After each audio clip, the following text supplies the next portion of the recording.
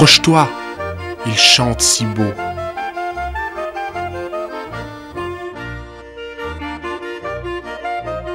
C'est dans la vallée de Conches que j'ai réalisé à quel point j'aimais le pain et que je n'en avais jamais manqué.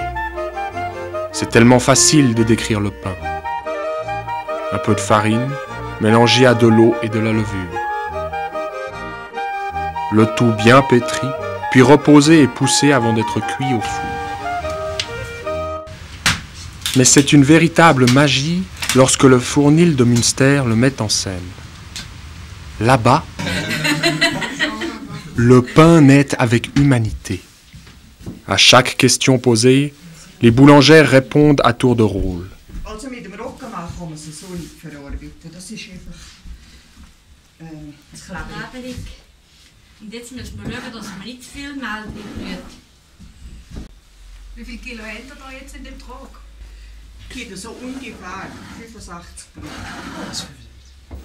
Un jeudi sur deux, Thérèse et Francisca, avec Clemens et Pius, reproduisent les gestes d'antan.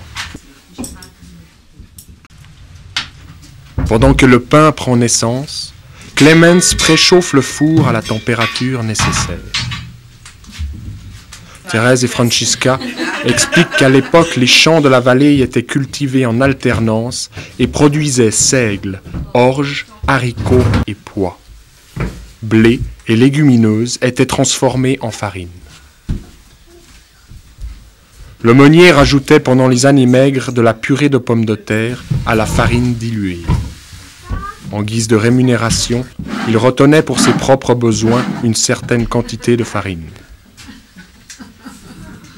La masse de la pâte est alors divisée en pâtons de même poids, bien entendu, sans l'aide d'aucune balance. Thérèse, alles wat ik leuk heb, mag ik dat dus heen. Das ist French. Les pâtons sont ensuite boulés et disposés sur des bannetons ou une étagère en bois pour se détendre. Il s'agit de l'après, le troisième temps de fermentation.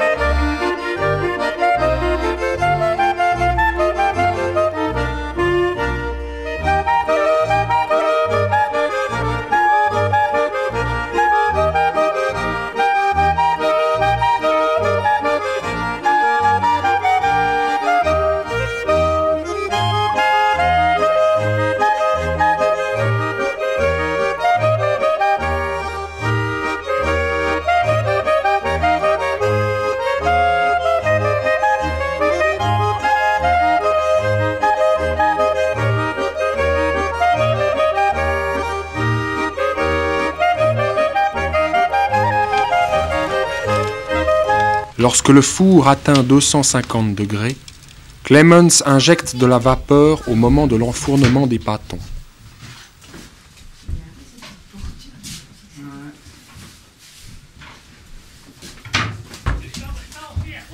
Au début de la cuisson, qui durera 30 à 35 minutes, les pâtons continuent de gonfler.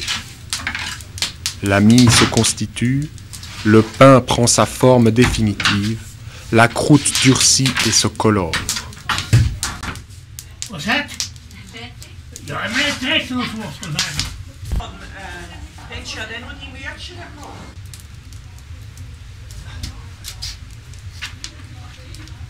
Het is prettig. Is fertig? Het zit er niet meer in. Autrefois, selon la saison et les jours fériés, on faisait également cuire des galettes faites de farine blanche, d'œufs, de lait et de beurre, ainsi que des lapins pour les enfants ou des tartes aux pommes de terre et aux oignons pour les repas.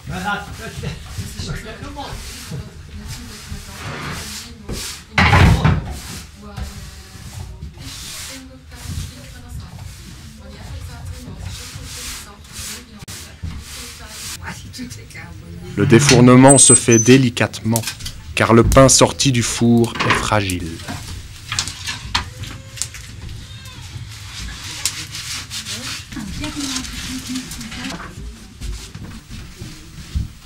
Pius participe à l'opération du ressuyage.